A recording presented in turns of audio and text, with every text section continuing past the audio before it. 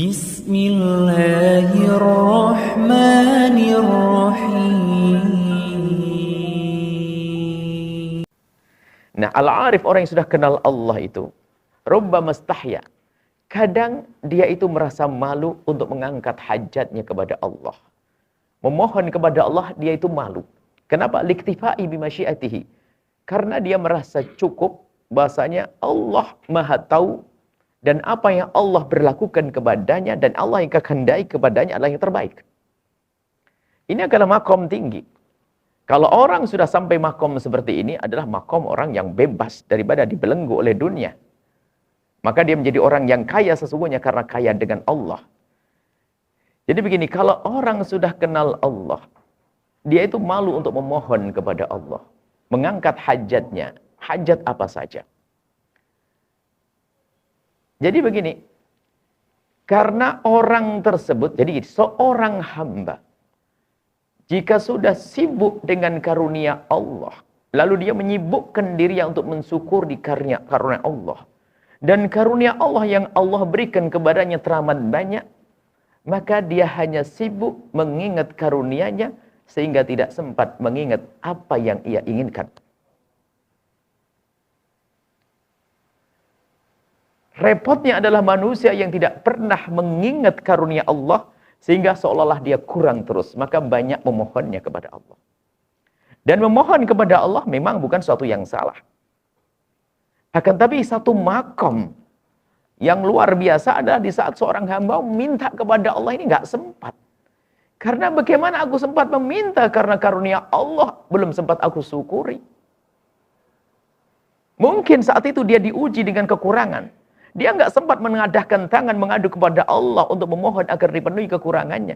Karena apa? Belum sempat memohon, dia sudah teringat dengan karunia Allah. Ini orang kaya yang sesungguhnya.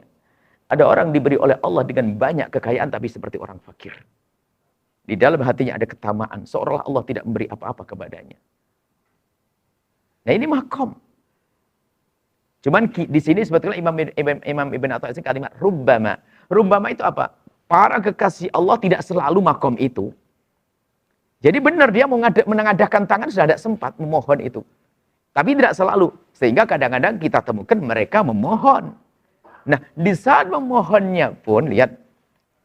Bukan karena dia ingin menyodorkan kepada Allah tentang hajatnya. Karena dia yakin Allah sudah tahu kenapa aku harus memohon kepada Allah. Karena Allah sudah tahu. Kata Imam Haddad, qad kafani ilmu Rabbi, sudah cukup Allah tahu tentang hajatku. Cuman aku memohon kepada Allah, ini aku lakukan karena apa? Untuk aku menampakkan di hadapan Allah tentang kelemahanku. Masih ingat yang pernah kami sampaikan pada pertemuan yang lalu bahwasanya banyak dari kita kalau berdoa kita itu hanya karena kita memenuhi keinginan kita. Hendaknya kita harus naik pangkat di saat kita memohon kepada Allah karena kita memenuhi permintaan Allah. Apa permintaan Allah? Allah merintahkan kepada kita, ud'uni, mintalah kepadaku. Tanda penghambaanmu kepadaku. Tanda hajatmu kepadaku. Ud'uni, astajib lakum. Mintalah kau kepadaku. Jadi kita tuh berdoa kalau sudah pangkat tinggi. Memohonnya ini, kita memohon kepada Allah itu. Karena apa? Bukan karena kita ingin memenuhi hajat kita. Tapi karena kita memenuhi permintaan Allah. Ini berbeda sekali. Dan memang ini adalah makom. Dan memang kita lah makom lah. Alhamdulillah makom selamat deh. Kalau kita punya hajat, ya hajat beneran. Kita setiap hari minta kepada Allah. Cuman kita Imam Ibn Athaillah mengajari kepada kita, hendaknya kita sadar. Jadi kalau kita meminta kepada Allah, memang ini kewajibanku. Pun sudah tahu Allah. Kalau ini, para kekasih Allah, kalau bukan karena ada firman Allah, ud'uni astajib lakum, mereka tidak akan memohon kepada Allah. Kalau bukan ada perintah dari Allah, ud'uni, mintalah kepadaku, niscaya mereka tidak akan memohon kepada Allah. Karena apa? Allah sudah tahu kenapa aku mohon. Malu aku mohon. Sudah terlalu banyak Allah berikan kepadaku. Akan tapi ketahuilah, wahai para kekasih Allah, ini adalah makom tinggi.